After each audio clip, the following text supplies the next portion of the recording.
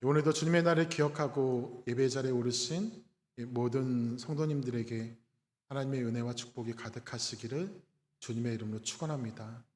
또한 언제나 하나님께서 찾으시는 참된 예배자가 되어서 하나님을 항상 영화롭게 하는 하나님의 백성이 되시기를 주님의 이름으로 축복합니다.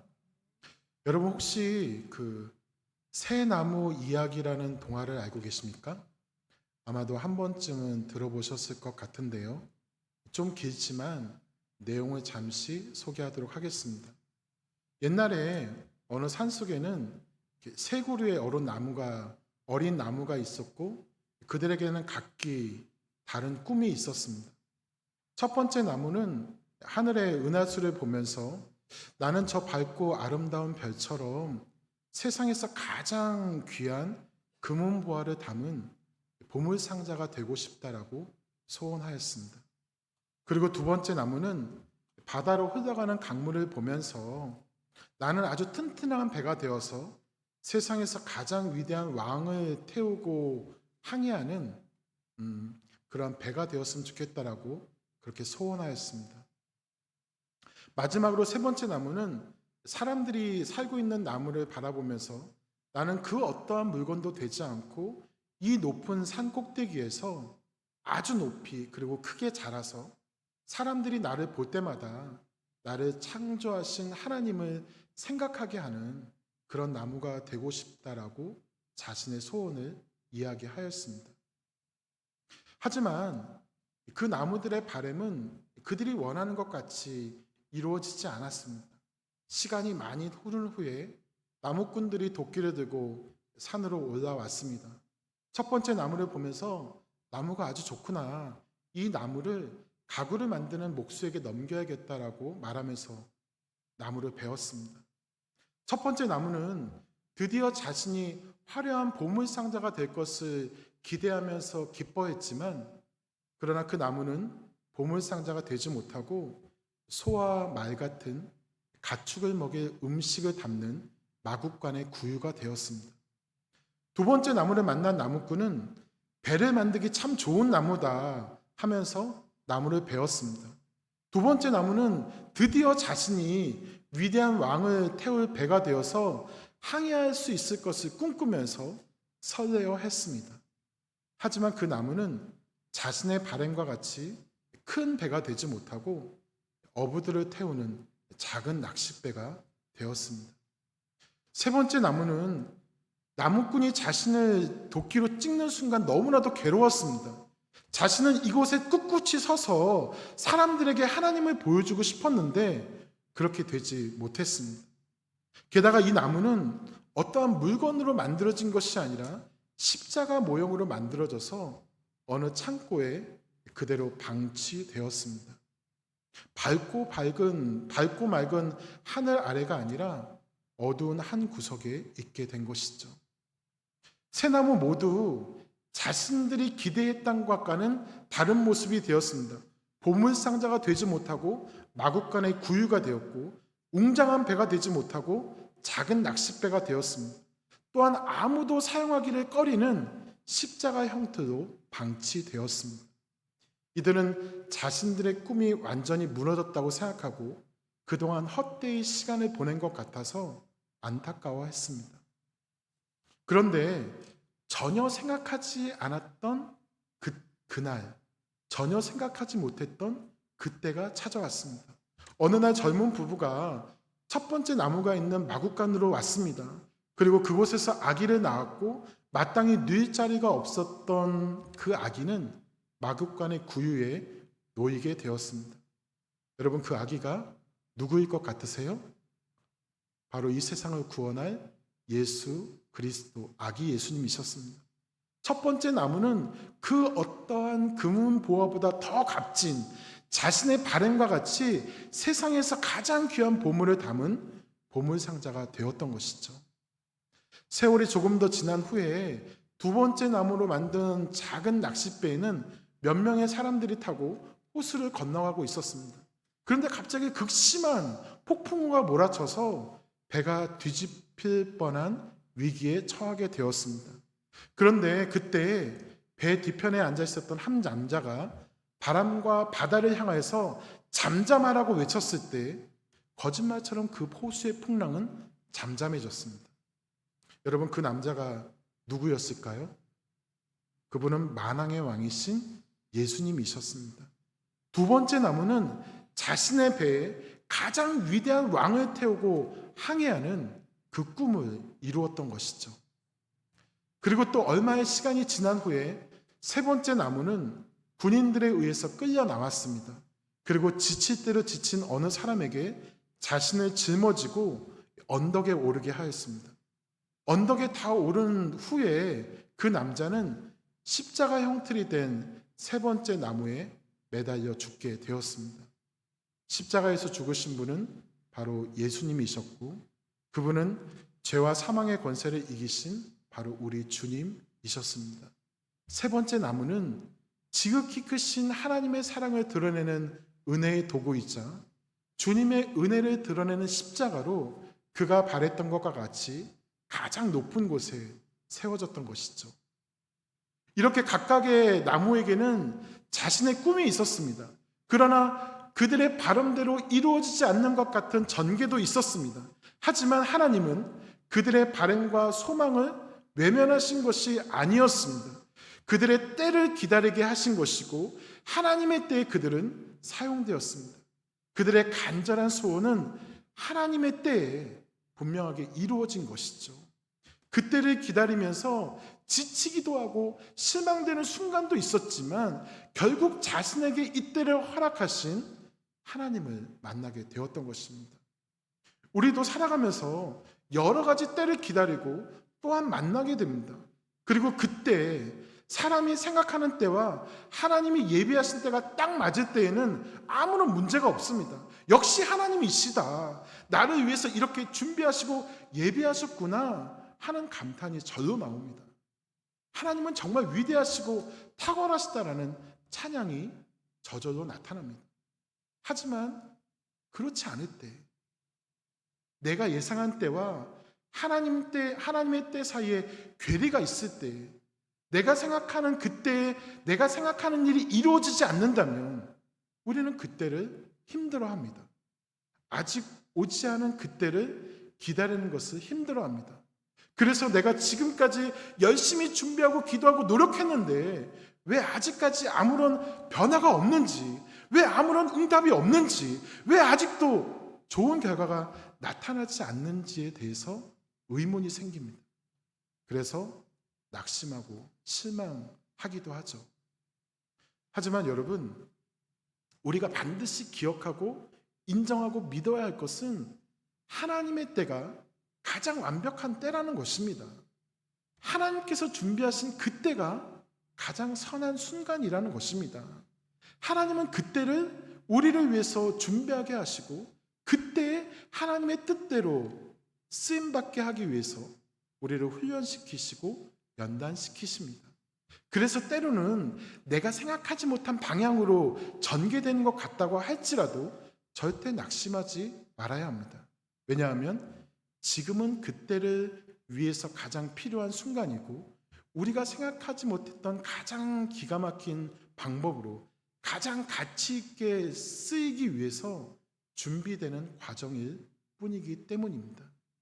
우리는 하나님이 예비하신 이때가, 하나님께서 예비하신 이때가 분명하게 있다는 것을 믿어야 합니다. 그 믿음이 있다면 우리는 기다릴 수 있고 기대하며 그때를 위해 준비하는 것에 대해서 불평하지 않게 되는 것이죠. 오늘 말씀에는 에스더라는 한 여인에 관한 이야기가 기록되어 있습니다. 이 이야기의 배경을 좀 아는 것이 중요한데요. 지난 주일에도 말씀드렸지만 솔로몬 시대 이후에 이스라엘은 북이스라엘과 남유다로 분열되었습니다. 나눠집니다. 그리고 얼마의 시간이 지난 후에 이들은 각각 아수르와 바벨론에게 멸망을 당합니다. 그런데 이들을 정복한 이 아수르와 바벨론의 식민지 정책은 완전히 달랐습니다. 먼저 아수르는 북이스라엘로 자국 백성들을 보냅니다. 그리고 북이스라엘 사람들과 결혼하고 함께 살게 하면서 이스라엘의 민족성, 하나님의 선민이라는 정체성을 흐리게 하였습니다. 이방 민족과 함께 섞여서 살게 된 북이스라엘은 훗날 사마리아인이라고 불리우면서 유대인들, 남유다 사람들의 무시를 받으며 살아가게 되죠. 그러나 남유다를 정복한 바벨론은 그들의 땅에 들어와서 살지 않고 남유다 사람들을 포로로 잡아갔습니다. 다니엘 1장을 보면 왕족과 귀족 중에서, 그리고 흠이 없고 용모가 괜찮으며 모든 지혜를 통찰하며 지식에 통달하고 학문에 익숙하여 왕궁에 설 만한 사람들을 중심으로 포로로 데리고 갔다라고 말씀하고요. 예레미야 52장을 보면 포로로 잡혀간 수가 4,600명, 또 열왕기하 24장을 보면 10,000명이 포로로 잡혀갔다라고 말씀합니다. 그들의 가족과 따르는 사람들까지 하면 약 5만 명 이상이 포로로 잡혀갔다라고 볼 수가 있는데요. 그런데 남유다 백성들은 포로로 잡혀가서도 바벨론 사람들과 섞여서 살지 않고 자신들의 공동체를 이루고 만들고 살 수 있는 허락을 받았습니다. 그리고 비록 예루살렘 성전은 파괴되었고 그곳으로 갈 수도 없었지만 그들은 그들이 사는 이방 땅 곳곳에 하나님의 말씀을 읽고 하나님께 기도할 수 있는 회당을 만들어서 신앙의 순수함을 이어갔습니다. 그러던 중에 바벨론은 페르시아에게 정복을 당했지만 페르시아도 바벨론의 정책을 그대로 이어받게 됩니다. 시간이 지난 후에 바벨론과 페르시아의 포로로 잡혀 있었던 남유다 사람들은 수십만 명에서 100만 명으로 인구가 증가합니다. 그래서 바벨론을 점령한 고레스 왕의 조서로 약 5만 명에 달하는 사람들이 예루살렘으로 귀환을 하였지만 남유다 백성들은 여전히 아직 많이 페르시아에 머물러 있었습니다. 이러한 배경에서 페르시아에 한 가지 사건이 나타나는데요. 아하수에로 왕 때에 페르시아 제국은 그 당시 패권국으로 인도에서 구스까지 127개의 지방, 미국의 체제로 하면 127개의 주를 가지고 있었습니다. 이렇게 대제국을 다스리는 아하수에로 왕이 전국에 있는 귀족과 관리들을 모아서 잔치를 벌입니다. 에스더 1장 4절을 보니까 그 잔치는 무려 180일 동안 진행되었고 그 잔치에서 아하수에로의 영화로운 나라의 부함과 위엄의 혁혁함을 나타냈다고 말씀합니다. 그런데 이 잔치를 하는 중에 아하수에로는 자신의 왕후인 와스디를 잔치에 나오도록 요청하였습니다. 왜냐하면 자기 아내의 미모를 사람들 앞에서 자랑하고 싶었기 때문입니다. 하지만 와스디는 왕의 명령을 거역했고 사람들 앞에 나오지 않았습니다. 그래서 와스디는 왕후의 자리에서 쫓겨나게 되죠. 그리고 비어있던 왕후의 자리에 오른 사람이 바로 오늘의 주인공 에스더가 바로 그 와스디의 뒤를 이어서 왕후의 자리에 오르게 됩니다. 그런데 여러분, 사실 이 와스디는 왕후의 신분을 갖기 어려운 사람이었습니다. 왜냐하면 그녀는 포로의 후손이었고 부모가 없는 고아였기 때문입니다. 그리고 그 당시 관례에 따르면 왕후는 이 페르시아 제국의 유력한 7대 귀족 가문에서만 뽑아야 했습니다. 그래서 에스더가 왕궁에 들어갈 때 그의 삼촌이자 양아버지 모르드게는 에스더 2장 10절에서 에스더에게 유대인의 신분을 절대로 말하지 말라고 하였던 것이죠. 이러한 약점이 있었음에도 불구하고 하나님은 에스더를 이 페르시아 제국의 왕후에 오르게 하셨습니다. 그리고 이어서 또 하나의 사건이 나타나는데요. 지금 이 나라에는 하만이라는 사람이 있었습니다. 아하수에로 왕은 이 하만을 왕 다음의 사람으로 이 나라의 제2인자로 세우고 모든 사람이 그에게 절을 할 것을 명령하였습니다. 하지만 모르드게는 하만에게 절을 하지 않았습니다. 그 이유는 당시 무릎을 꿇고 엎드려 절을 하는 행위는 단순히 인사를 넘어서 그 사람을 신처럼 섬기고 그 사람에게 복종한다는 의미를 가지고 있었습니다. 유다인인 모르드게는 이것은 10계명 중에서 제1계명과 제2계명을 어기는 우상 숭배였습니다. 따라서 나는 여호와 하나님만을 섬기는 유다인이기 때문에 인간인 하만에게 신적인 경배를 할 수 없다는 신앙 고백을 가지고 그에게 절을 하지 않았던 것이죠. 그리고 모르드게가 하만에게 절을 하지 않은 또 다른 이유는 하만이 아각 사람이었기 때문입니다. 아각은 이스라엘의 철천지 원수이자 하나님을 대적했던 아말렉 부족 왕족의 이름입니다. 과거 출애굽 시절부터 이스라엘 민족을 뒤에서 잔인하게 공격해서 하나님께서 영원히 싸워 진멸하겠다고 말씀하셨던 저주받았던 민족의 사람이 바로 하만이었기 때문에 모르드게는 절을 하지 않았던 것이죠. 그런데 모르드게가 절을 하지 않은 것을 다른 사람들이 보고 하만에게 일러 바쳤습니다. 당연하겠죠. 하만은 왕 다음의 사람이니까요. 그에게 잘 보이려면 그에게 못하는 사람을 일러 바치면 되지 않겠습니까? 그게 제일 쉬운 방법이죠. 하만은 그 이야기를 듣고 분노합니다. 그리고 그 분노를 가지고 모르드게가 유다인, 즉 유대 민족인 것을 알고 모르드게뿐만 아니라 모든 유대인들을 다 박살내고 죽이려고 왕에게 가짜 정보를 말하고 모함을 하였습니다. 그 내용이 에스더 3장 8절 말씀에 기록되어 있는데요.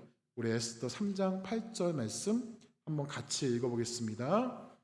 하만이 아하수에로 왕에게 아뢰되 한 민족이 왕의 나라 각 지방 백성 중에 흩어져 거하는데 그 법률이 만민의 것과 달라서 왕의 법률을 지키지 아니하오니 용납하는 것이 왕에게 무익하니이다. 아멘. 하만이 말하는 이 한 민족이 바로 남유다 백성들을 의미하는 것인데요. 하나님의 말씀을 읽고 그 말씀대로 살려고 하는 유대인들은 왕의 지도를 받지 않고 왕의 명령과 법률을 지키지 않는다고 그렇게 모함하였습니다. 결국 왕은 그들이 자신의 통치에 무익하다는 이야기를 듣고 유대인 모두를 죽이는 것에 동의하게 됩니다. 왕의 동의를 받은 하만은 1월 13일에 전국에 그 명령을 보내어서 시행할 준비를 하게 하였고 이제 12월 13일이 되면 즉 11개월이 지나면 페르시아 안의 모든 유다인들, 유대 민족은 다 죽게 될 상황에 처하게 되었습니다. 어쩌면 제2차 세계대전 가운데 있었던 유대인 대학살, 홀로코스트가 이때도 나타날 뻔한 것이죠. 그러나 하나님은 하나님의 백성이 그렇게 하만의 손에 죽도록 그냥 버려두지 않으셨습니다. 하만의 계략을 들은 모르드게가 괴로워하는 것을 본 에스더는 그 이유가 무엇인지 모르드게에게 묻습니다. 그리고 하만의 계략을 에스더도 알게 되었습니다.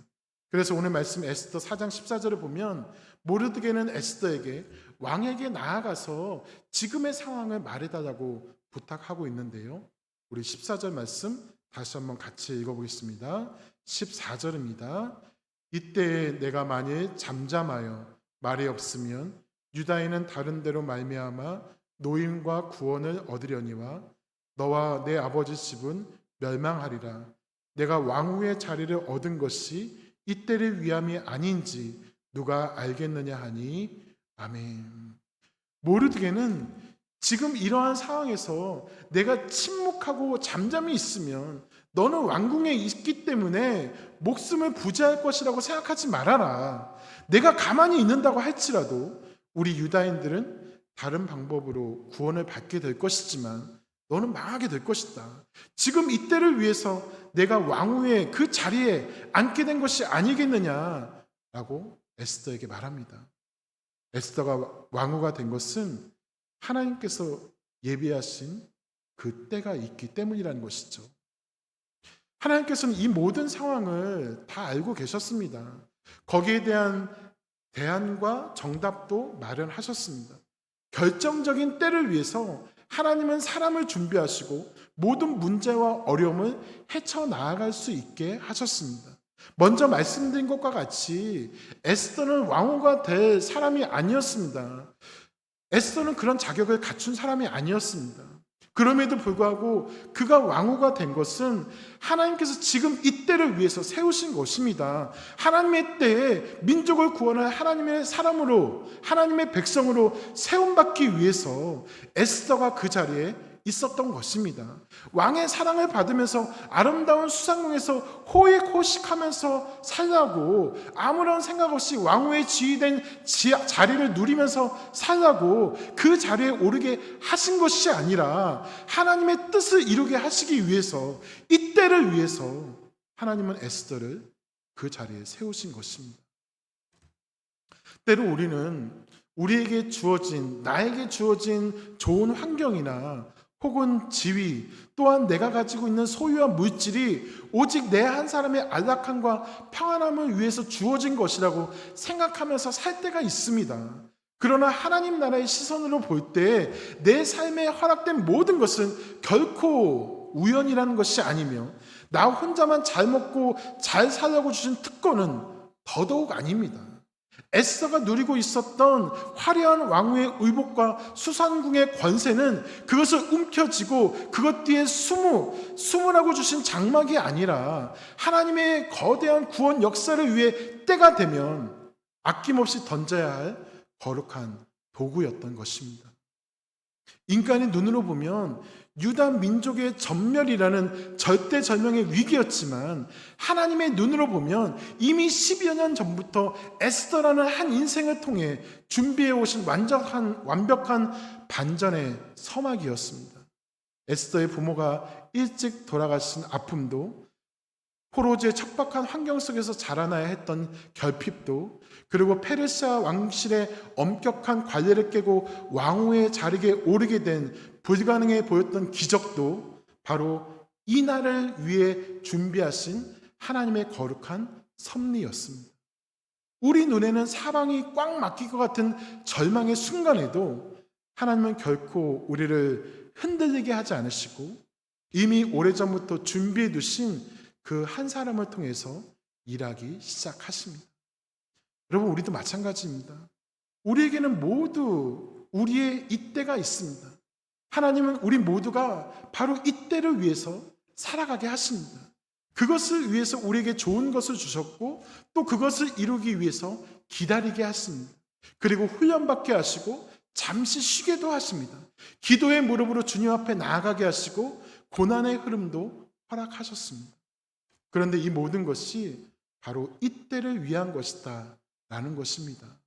우리의 모든 것이 이때를 위해서 준비되고 예비되는 것입니다. 신실하신 우리 하나님의 인도하심은 지금까지 한치의 오차도 없이 우리를 인도하셨다라는 것을 우리는 믿어야 합니다.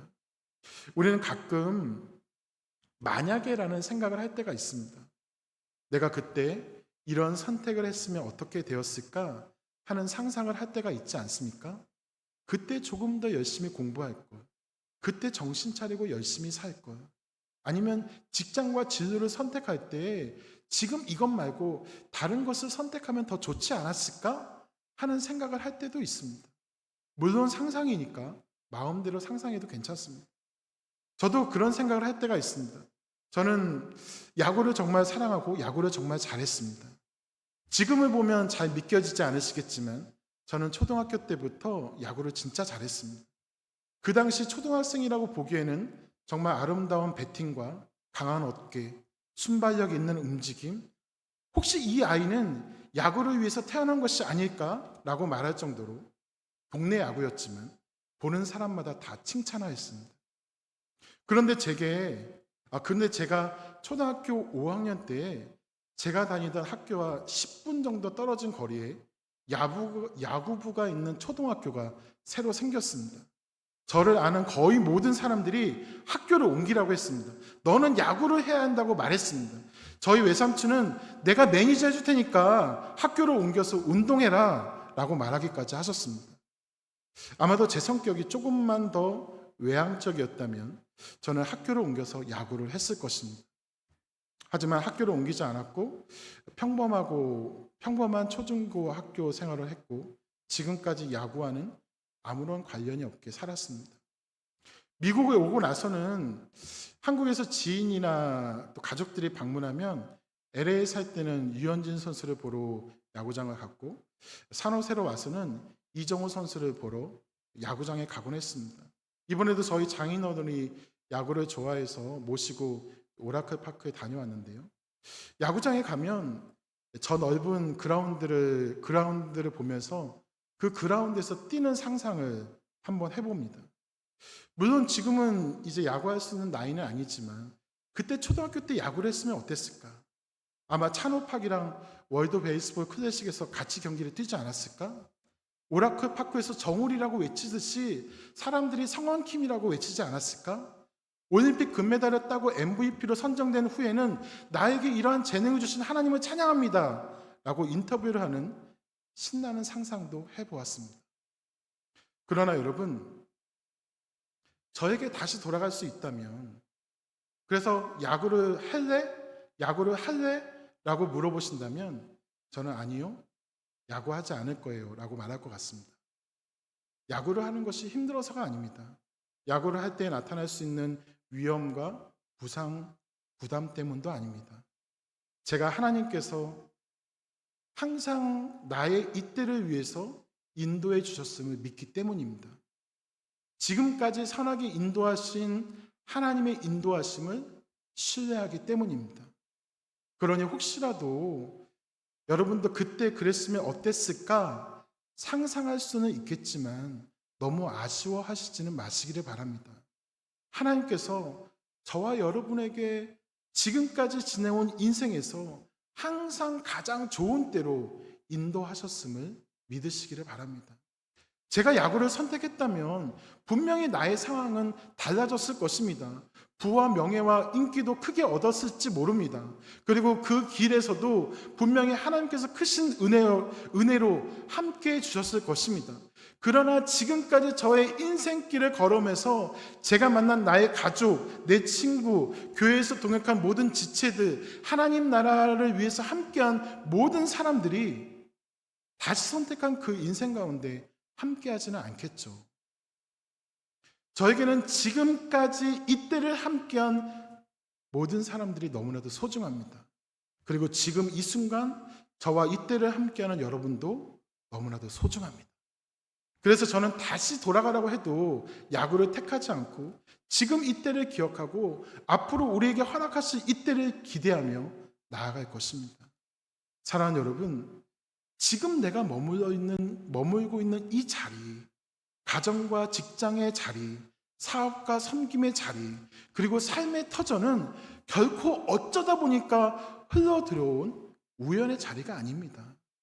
하나님께서 우리에게 이때를 위해서 허락하신 자리입니다.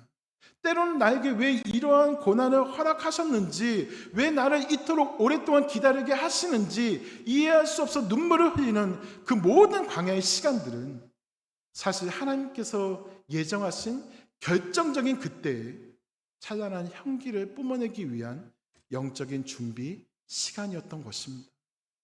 평범하고 상처 많은 작은 나무 하닷사로 살아가던 그녀를 가장 어두운 시대의 밤하늘을 밝히는 찬란한 별 에스더로 바꾸어 사용하신 것과 같이 하나님은 지금도 저와 여러분을 통해서 이때를 위해서 행하실 놀라운 일들을 준비하고 계신다는 것이죠. 그러므로 이제 우리에게 필요한 것은 모르드게의 도전에 응했던 에스더의 결단입니다. 에스더는 왕궁의 안락함을 버리고 일어났습니다. 그리고 죽으면 죽으리이다 하고 자신의 생명과 지위를 온전히 주님께 맡겨드리고 그때에 순종하였을 때 그녀는 비로소 민족을 살리는 구원의 통로가 되었던 것이죠. 사랑하는 여러분, 주님은 오늘 우리에게도 동일하게 물으십니다. 내가 지금 그 자리에 앉게 된 것이 지금 나와 함께 이 위기의 시대를 가슴에 품고 기도의 자리로 나아가기 위한 이때임을 알겠느냐? 고백하겠느냐? 이렇게 물으실 때 과연 저와 여러분의 대답은 무엇입니까? 내가 주님의 때에 온전히 쓰임받는 하나님의 백성이 되겠습니다. 이렇게 고백할 수 있는 저와 여러분들이 될 수 있기를 주님의 이름으로 축원합니다. 기독교는 항상 현재를 위한 것입니다. 오늘 믿음으로 잘 살아야 돼. 오늘 주님의 때를 기억하고 잘 살아야 흘러간 과거 가운데 주신 은혜를 발견하게 되고 오늘 믿음으로 일어나야 내일도 흔들리지 않는 믿음으로 그때를 잘 살아가게 됩니다. 나에게 주어진 상황과 모든 순간은 이때를 위한 것이고 이때 우리는 일하고 헌신해야 됩니다. 그러니 오직 우리는 이제 내 삶에 안주하면서 깨어나서 나를 향한 하나님의 완벽한 타이밍을 신뢰하면서 바로 이때를 위해 결단하며 나아가는, 절대로 우리를 죽이시지 않으시는 신실하신 하나님을 믿으며 살아가는 우리 모두가 되기를 주님의 이름으로 축원합니다. 지금 이때를 가장 소중히 여기시고 나와 함께한 모든 이들에게 감사하며 그들을 위해서 기도하고 더욱더 사랑으로 섬기며 주님의 영광을 위해서, 하나님 나라를 위해서 함께 일어나 위대하신 주님을 찬양하는 우리 모두가 될 수 있기를 주님의 이름으로 축복합니다. 자, 우리 함께 기도하겠습니다.